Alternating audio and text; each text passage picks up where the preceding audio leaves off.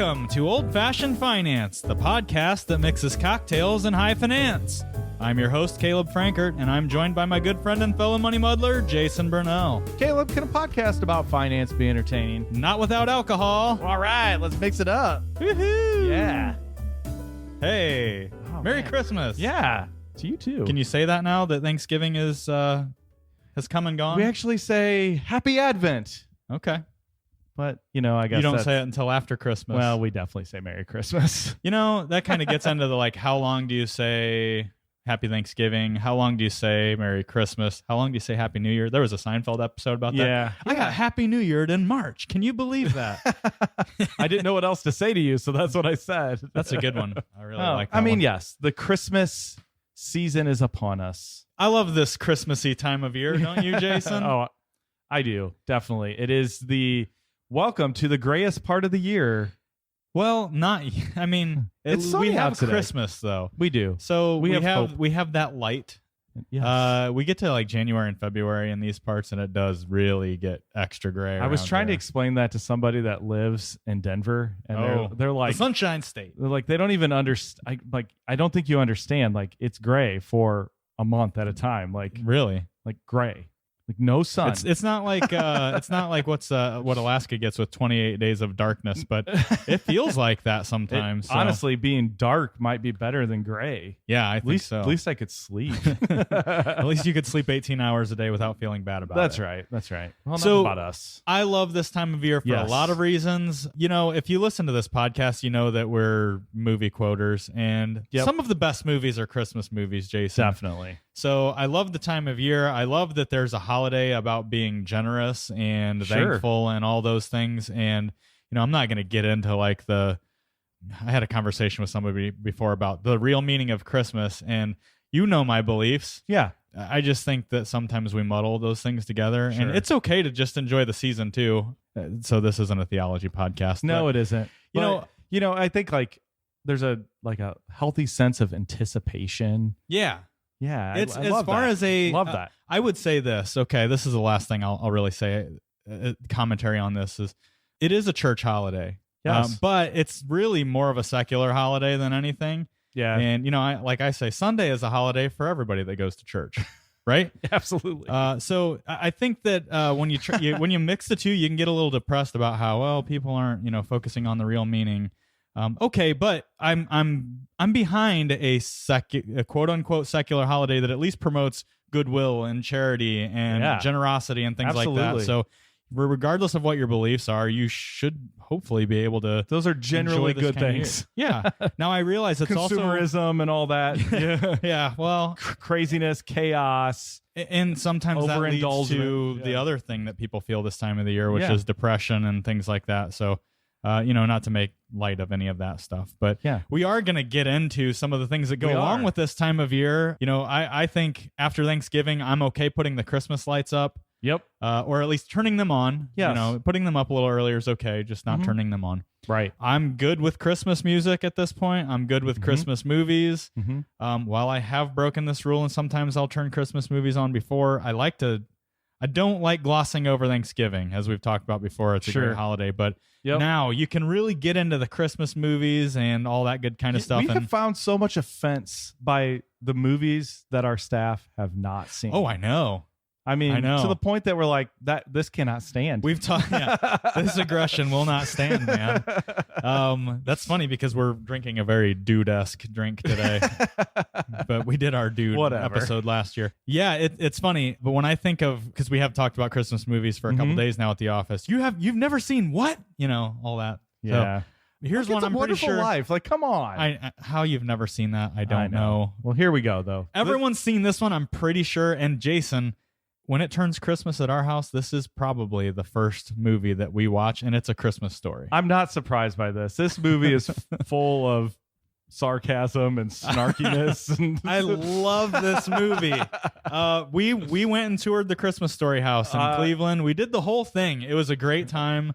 When I saw that it was for sale this year, I was a little concerned that you were like, business opportunity. Yes. Just might need a partner on this one. Yeah, I love it. It's such a good movie. If you haven't watched it, it's a story about little Ralphie and his quest to obtain the Red Ryder BB gun. Yep. I used to be able to say the whole, the carbide action, double shot, range model air, right? The whole thing. I don't have that one memorized. But yeah, it's a fun movie. And it really, I think, it made me think a lot about like what were the hot toys and stuff like that when we were kids.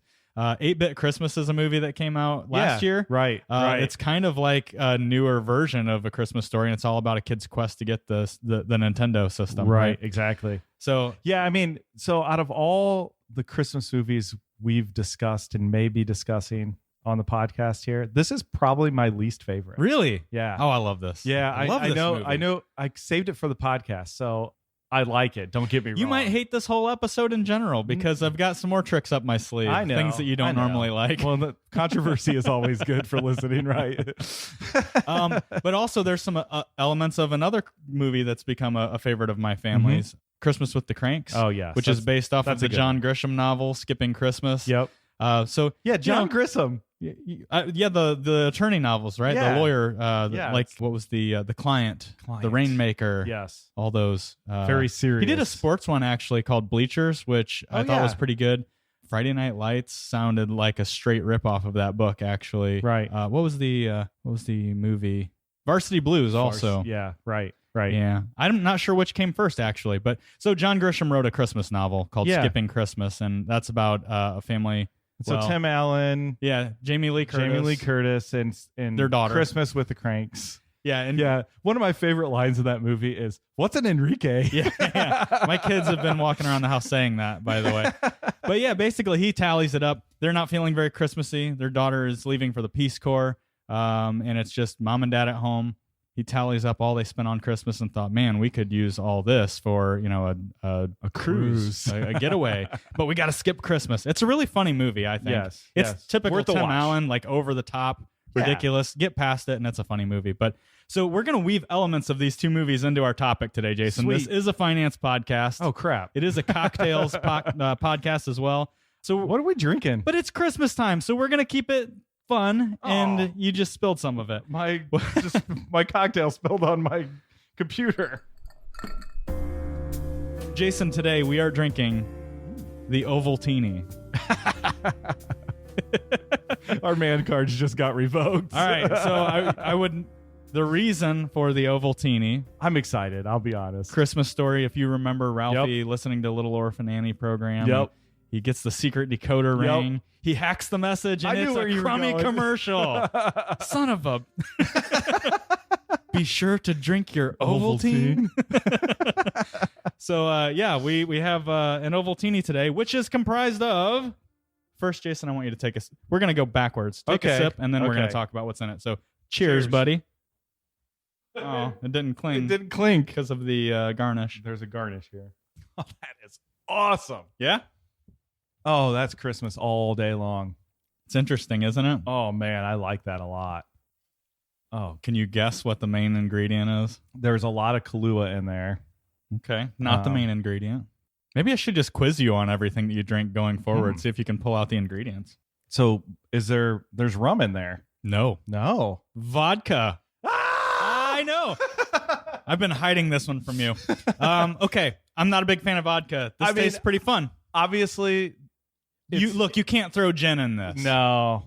You could throw rum in this. You could throw rum in this. Yeah. So let's talk about what we've got going here. And the Ovaltini, our tribute to Ralphie and his quest for the Red Ryder BB gun. We got 2 ounces of vodka, 1 ounce of Kahlua, 1 ounce of heavy cream, or you could go with half and half too if you're on a diet. A pinch of Ovaltine, which you can still get at the grocery store. And this is what makes this drink so fun. The garnish around the rim. Yeah. Put a little honey around the rim of your martini glass, and you basically roll that in some Ovaltine, and you got this chocolatey, powdery Ovaltine garnish on the rim.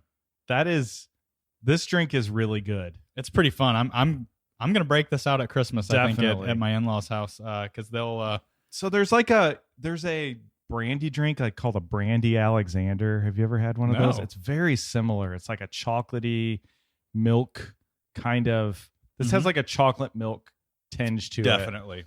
But the honey too. That's great. This is really fun. And good for you. Way to bring the Ovaltine in. I knew where you were going, but you threw the vodka thing on me here. I sprung the vodka thing on you. I thought, you might hate the movie. You might hate the drink. You could just be angry this whole podcast, but no, it doesn't taste like vodka at all. It doesn't. I don't mind this. But isn't that the point why people use vodka? I think that is why people use vodka. Yeah, so if you want to get drunk real fast, use vodka in this drink, and you'll be good. Hey, I think it's good. It's a good way to use it up. Let's transition. So while we're on the topic of A Christmas Story, man, we're stretching this hard, but you know what? Sorry. It's our podcast, dang it. Yeah. If how's you your, don't like it, how's turn your it off. podcast? So, Jason, this is fun nostalgia for people our age. I went back and I looked, going back to like 1983, which was when A Christmas Story came out. I know a lot of people think it's an older movie because it's based in the 40s, I think. But 1983 is when A Christmas Story came out. So I went back to 1983 and I looked at the top selling toys for every year. Now, I'm not going to go through every one of these, but I want to go through some because I think there's some common themes if you look at this. Okay. There's some toy companies that have dominated over the years. Oh, boy. But this is going to take us back to our childhood a little bit. So this is funny. 1983, when the movie came out, the Red Ryder BB gun was what the movie was about. But what do you think the hottest toy of 1983 was, Jason? Is it had to be like Star Wars or maybe, oh gosh, I was thinking what's the car with David Hasselhoff? Knight Rider? Knight Rider. Hey, good guesses because you're sandwiched actually. You've got Transformers in 1984. Okay. And I think in 82 it was Star Wars toys. Okay. But 1983 was its own thing. Cabbage Patch Kids. Oh, gosh, we were just talking about that weird phenomena. Yeah, Cabbage Patch Kids were so weird. My aunt is really talented, and she's an artist. She made Cabbage Patch dolls in her house, sewing them, aftermarket, knockoffs. She was she had a whole. She was like going. the black market. But they were pretty hard to come by. They were hard, and that's exactly why. That 8-bit Christmas movie, the dad, Steve Zahn, remember he buys a black market Cabbage Patch doll out of the trunk. That's right. Oh, gosh, I forgot about that. So, 1983, the year that A Christmas Story came out, Cabbage Patch was the hottest. Wow. And people were definitely paying over list price for a Cabbage Patch. There's some different ones on here that I think you'll recognize. So I talked about Transformers. Care Bears were a big deal in the 80s. Teddy Ruxpin was a big deal. Oh, yeah. Tape recorder in his butt. I remember that. Yeah. That was awesome. I had not Teddy Ruxpin, but I had a Big Bird version. Oh, okay. Yeah, and he read me a book. It was great. I still see it in my head. It was about sandcastles. You still have it. It's on your bed, right? 1988, the Nintendo Entertainment System. Okay, that makes a lot of sense. Game Boy had to be in there. Game Boy was 1989. Yeah, that was big. So they dominated 2 years in a row. Wow. 1990 was Teenage Mutant Ninja Turtles. Yeah. I love it. Yep. This was fun. 1991, Pogs. Do you remember Pogs? Definitely. There was a AKA Pogs milk shop in our caps. town. Yeah, exactly. Yeah, I'm thinking what was that crazy looking eyeball thing? Furby or something like that? Furby, 1998. Okay, so yeah. I'm a little late for that. That was a big one. Furby was, I remember, that was insanity, by the way. It was insane. Tickle Me Elmo. Tickle Me Elmo was 1996. Okay. I remember my cousin, who's about 10 or 12 years older than me. He was a manager at Kmart. Yeah. And I remember the stories about Tickle Me Elmo and Furby. I'm trying to think there was those weird electronic pets. Tamagotchi, 1997. Okay, and then I feel like the Walkman thing that was on in Home Alone 2. Talkboy. The Talkboy was 1993. Oh my gosh, which I've totally got a lot makes of sense, these. Kevin. Yeah. In the it was in the second movie, right? Yeah, Lost second in movie. New York. Yep. This is becoming just a whole Christmas movie podcast. It is. Okay, so I'm missing. You're hitting a lot of these. Yeah. So video games have dominated at certain points, right? Sure. NES and Game Boy, and then the the NES Mini came out in 2016. That was just basically a throwback to what we've got now. The Wii was big in 2012. Oh, yeah, definitely. Elmo, he's rocked this list a few times. Tickle Me Elmo, Elmo Live, Big Hugs Elmo. I remember there was a Learn to Potty Elmo. That one didn't make the list, but I remember that one being a big deal. Star Wars Grogu toys last year from the Baby Yoda. Oh, big deal last year. Yeah, sure. BB-8 in 2015. My That son makes has sense. the big rolling BB-8. It's Yep. pretty cool. Yep. It always loses its head though. Let's Rock Elmo. That was one I missed out on. 2011. Elmo has been Elmo's up there. hit it out of the Elmo's up there. ballpark. So yeah, the interesting thing, Jason, when I look at this, there's not a big hot toy this year. I feel like as a consumer, Right. I'm let down a little bit. There's nothing to go crazy about. Yeah, I'm trying to. I mean, I have kids, and we buy lots of Christmas toys, and I've been buying toys for my kids for almost 2 decades, Mhm. and I have an 18-year-old and a 2-year-old. So You've been changing diapers for almost 2 decades. yeah, exactly. So I agree with you. I don't feel like there's a big demand for anything in particular. You know, it's funny. My kids are asking for things like rollerblades. Yeah. Like, I'm like, really? My daughter wants rollerblades. They are making a comeback. Yeah, I think definitely. that's good. That's good. Kids You know, need to get off their hind ends. Well, okay, but they also want iPads and cell phones and all that. Yeah, none of that changes. It doesn't seem like so. Some honorable mention here: Beanie Babies, Oh 1995. gosh, that was a crazy thing. There's a movie about the Beanie Baby craze. Remember that? It was nuts. I remember Yeah. people were treating them like they were their retirement account. I remember my Which, aunts had tons that of is Beanie not Babies. a great investment strategy. No, it turned Yeah. out they're Past performance is not indicative of future returns on that one. they say they're worth like $5 a piece now, which that makes is less than that's- what they paid for them then. yeah, I think. that's crazy. So that has not stood the test of time. All right, so that was fun. Let's get into the skipping Christmas part, which Yeah. is the calculating what you actually spend on Christmas and deciding, man. boy, Jason, if you sat down and you looked at your receipts, not that you keep your receipts, but that was the premise of the movie. This is something my wife does. I'm Oh, just gonna okay. tell you, So she does this. She could tell you what you spent on Christmas. She could last tell year, me what then? we spent on Christmas in 2006. Wow. So she would probably be tempted to go, you know what? If we didn't do all of this, because when Christmas is over, let's be honest, again, in Northwest Ohio, Right. after Christmas, it's gray for a couple of months. You don't have anything to look forward to. And quite honestly, we have kids. We've been kids. Here's the deal. Do you remember what you got for Christmas last year? No. Okay. Do you remember what you gave for Christmas last year? No. Right? So a lot of money I might be able to think of a few things. goes into this. And again, I'm not saying that I'm not a fan of the generosity and gift giving and all that. I am. But I think some people would look at how much they spend and then say, Yep. but for what? For what's the point? And in those 2 months of gray period, you get a credit card statement and you're going, wait, I could have had an experience. You I start could've to gone on a question your cruise. life's decisions. Yeah, I could have taken the kids to Disney, something they'd always remember. Instead, we bought some stuff that I don't even, I don't Nobody remember. remembers. Where is that thing, right? Right. Right. So this is interesting. Although you growing up as a kid, I'm sure you can pick out some gifts that you got Definitely. that were like pretty monumental. We're talking out of both sides of our mouths because, like a Christmas Story, you'd remember that Red Ryder BB Right, gun. exactly. What was it for you, by the way? What was the big one for you as a kid? You know what? There's probably two that I would say. One, I can remember getting a sled and a sleeping bag. And I can remember my brother and I in our living room sleeping in that sled and sleeping bag for the entire week of Christmas. That's great. And do you remember they were called Pipeworks when I was growing up? Oh yeah, like the bendy tubes and stuff. No, they weren't bendy. They were Oh. like PVC pipes with connectors, and Is you that could all they build were? all kinds of stuff. Yeah, maybe my Jason, that parents just wasn't a made thing. it. Your dad just went to the hardware store. Yeah, took all the writing off the side. But it had wheels and like steering wheels, and you made like contraptions and forts, and those were probably some of my best gifts. But I beyond remember Christmas 1990. I got a Nintendo. that- okay, yeah, I And got a I- remote control Lamborghini once. That was pretty cool. You know what? So Radio the Shack. the two things I remember most. I remember the Nintendo in 1990. My dad and I would play RBI baseball for hours, and he would just pitch way outside as fast as you could because I would swing at everything and he'd beat me. And he would do that over and over and over. And finally, when I got the self control to not swing at every pitch, and I beat him, we never played RBI baseball again. Sore loser, Dad.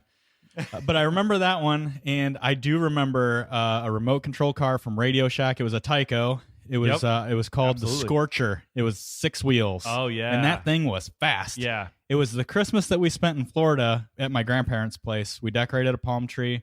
Did your brother go to New York? No. No. I actually enjoyed my time in Florida. It did not rain like their honeymoon. Yeah. So gosh. but you do remember some of the things.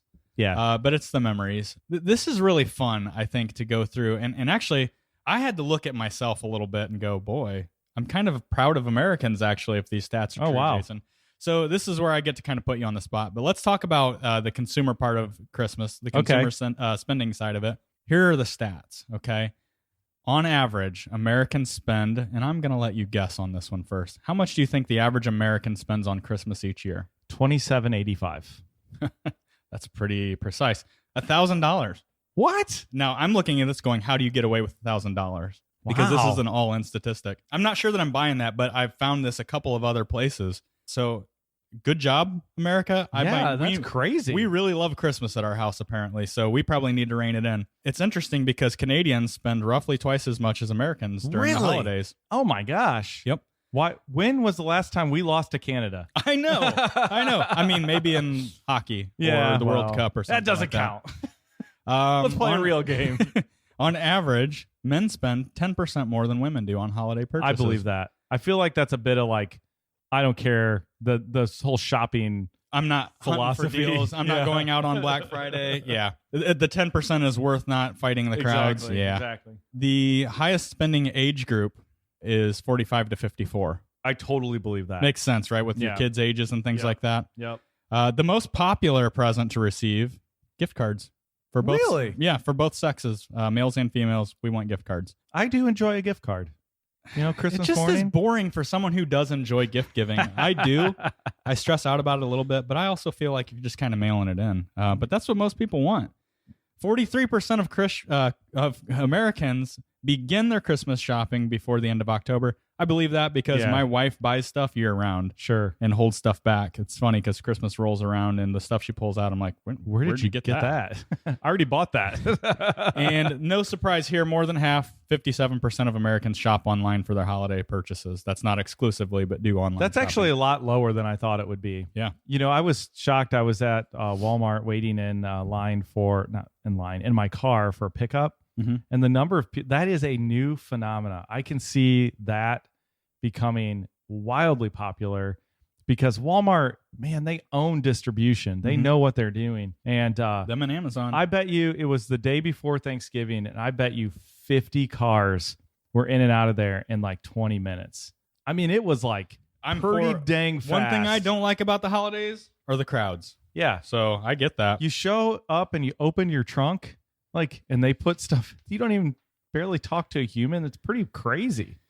So new phenomena. Yeah, here's the thing. $1,000. I'm really surprised by that, but the breakdown on that, the numbers say that gifts for family, friends, and coworkers make up roughly 65% of that budget. So $650. I know we spend more than that on gifts every year. I know it. And we don't buy for brothers and sisters and stuff like that. Sure. You know, we used to spend more, but non-holiday gift items like food, decorations, $230 on average. Other non-gift purchases for friends and family, so that could be, I don't know, everything else, $118. So on average, $998 really is. So maybe the whole skipping Christmas with the Kranks concept doesn't make as big of an impact. Yeah, you're not going to get a very great Caribbean cruise for $1,000. So right. Well, now you might. So it's interesting because I told you that Canadians spend about double. Okay. But they're not number one in the world, by the way, when it comes to Christmas spending. So from a dollars spent, you're not going to guess this, so I'm not going to tell you to guess. Lebanon is the country that spends the most on Christmas, followed by Canada, and then France, and then Mexico. Wow. Australia, U.S. comes in at number 6, believe it or not. We don't spend the most on Christmas. Wow, that's really interesting. You want really interesting. This is super interesting. From a household income perspective, percentage of household income, Rwanda spends 59.15% of their household income on Christmas. Now, goodness, income is much lower. An average household income of $399, the average spend on Christmas, $236. What?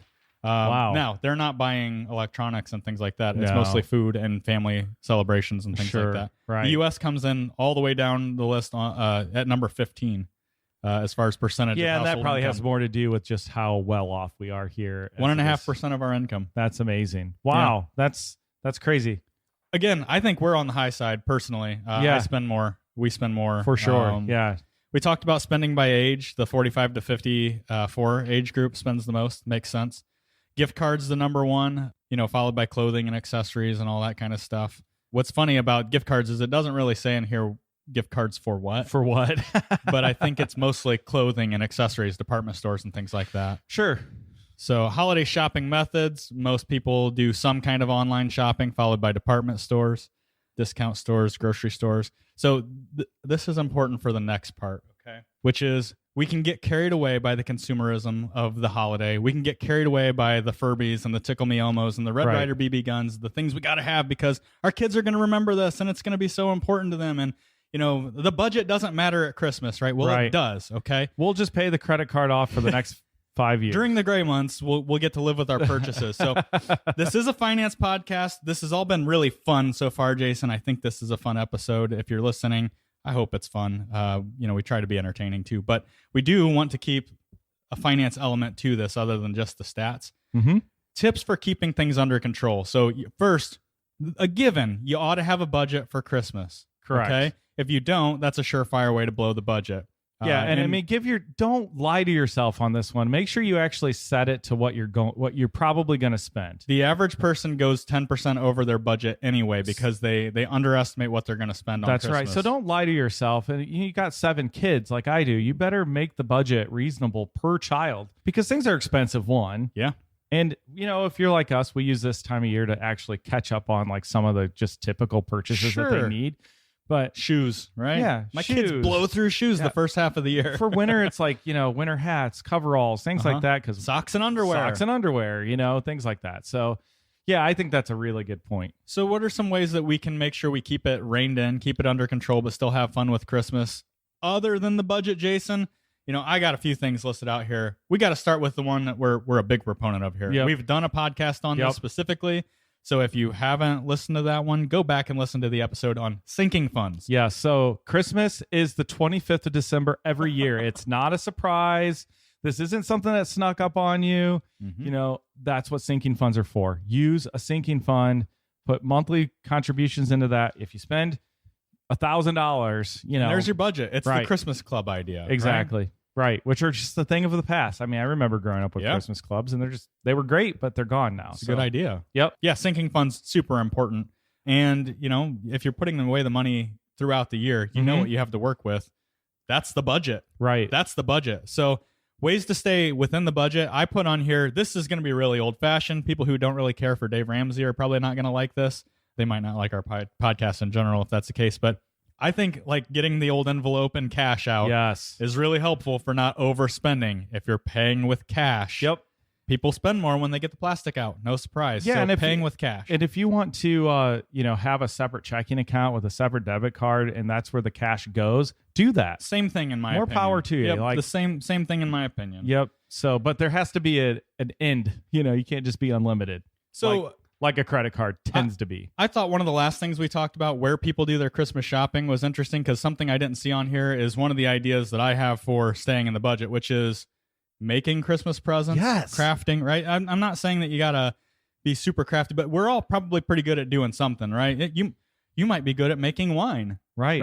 I'm not. Great present. you might be a home brewer. You know, whatever your thing is. I carve pipes, you know? Right. Stuff like that. But I think crafting and thrifting, there is nothing wrong with going out to Facebook Marketplace and finding what you're looking for. Absolutely not. I would offend so many people if they were offended by that because, I mean, I'm not ashamed. Or Goodwill or you know, there's nothing wrong with it. And you can get more for them. If you're like into the number, then yeah, go for it. But I look at it this way. My big purchases are normally used anyway. Right. I buy I love guitars. Right. I almost never buy a new guitar. Things like that. Yeah. So why is it necessarily a bad thing to give your kids something that's used? That's an opportunity to give them something of more value and spend less money. Right. And actually might have like an heirloom quality kind of feel to it, which I think is good. And I think this plays into the fun of the holidays, Jason, which is embrace the budget, have fun with the budget. This is a really good way to be creative on how you can be generous and giving. Put more thought into the gifts that you give out for Christmas this year. So embrace the fun, embrace the budget, have fun being creative with ways of staying inside that budget and being as generous as you can with what you have to work with. Right. And don't apologize for not going above your means. Right. I think that we have a lot of the keeping up with the Jones mentality. Well, so-and-so spent this much on a gift for me. I feel like I have to do that. No. You don't. Set your budget. Why don't you spend some time with them? That's probably what they really want anyway. Absolutely. Yeah. We're way over. So this was good. This was fun. We could go on and on with this, but we do need to close out the tab. So thanks for having a drink with us this week, folks. It is time to close out the tab. If you have a question or a topic you want addressed on the Old Fashioned Finance podcast, be sure to email us at podcast@bluejfg.com. We'd love to hear from you. Don't forget to share the show with someone you love or just someone who needs a little money muddling themselves. You can stay up to date with the latest action by following us on Facebook. Old Fashioned Finance is brought to you by Blue Jay Financial Group, that's bluejfg.com, and produced by Podastery Studios. We've been your hosts, Ralphie and Randy. Randy. Cheers. Cheers.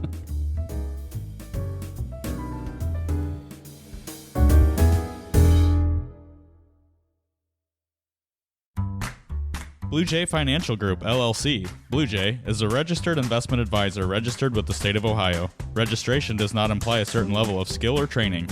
The presence of this advertisement on this podcast shall not be directly or indirectly interpreted as a solicitation of investment advisory services to persons of another jurisdiction unless otherwise permitted by statute. Follow-up or individualized responses to a consumer in a particular state by Blue Jay and the rendering of personalized investment advice for compensation shall not be made without first complying with jurisdiction requirements or pursuant an applicable state exemption. All verbal and written consent on this presentation is for information purposes only. Opinions expressed herein are solely those of Blue Jay unless otherwise specifically cited. Material presented is believed to be from reliable sources, and no representations are made by our firm as to other parties' informational accuracy or completeness. All information or ideas provided should be discussed in detail with an advisor, accountant, or legal counsel prior to implementation.